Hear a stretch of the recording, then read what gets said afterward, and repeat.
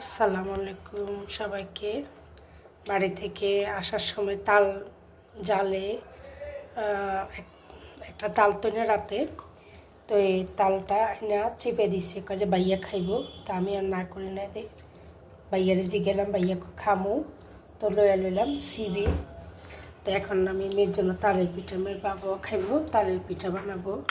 এখানে আমি নিয়ে নিলাম 1 চামচ, বড় 1 চামচের মতো আপনার চিনি, তারপরে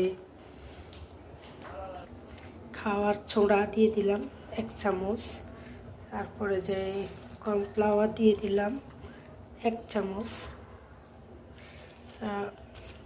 ছোড়া একটু বেশি করে দিই কারণ এগুলো ফুলবো, সবগুলো একটু মিক্স করবো।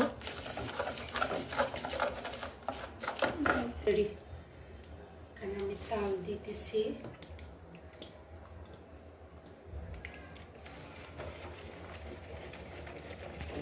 তালের সাথে চিনিগুলো এনে করে গোলালে আর দিয়ে অল্প করেই বানাবো, কেমন বেশি করে এত বানাবো, অল্প করে বানালে খাইতে ভালো।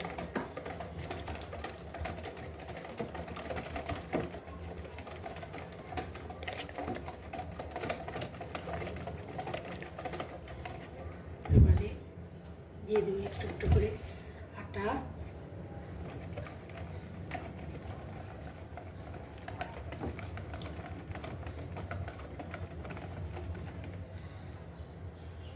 গ্রামটা অনেক সুন্দর, আটার গ্রামটা অনেক সুন্দর। মানে এই যে আমার হয়ে গেল আমার পিঠা তৈরি, তালের পিঠা। অল্প করে বানালাম কারণ মেয়ের বাবা খায়া যা শেষ করে, তাই বেশি বানাইনি, অল্প বানাইছি। কারণ এত সুন্দর হয় নাই, আমি পিঠা টিঠা কম বানাই, আমার আম্মা বানায় বেশি। আম্মা থাকলে অনেক সুন্দর করে বানাই দিত, কিন্তু আম্মা এখন আমার কাছে নাই। কেমন হয়েছে আপনারা বলবেন।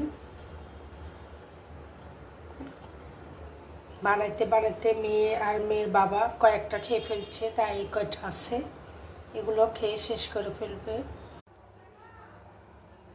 আমার একটু আটা বেঁচে গেছে, তখন আমি তালের ছোটো পিঠা বানাইছি, তালের পিঠা বানার পরে এগুলো রয়ে গেছে। তো কী করব, পরে একটা স্টিলের বাটিতে দিয়ে একটু পানি দিয়ে এভাবে দিলাম, মাশাআল্লাহ হয়েছে অনেক পুরা একদম নরম।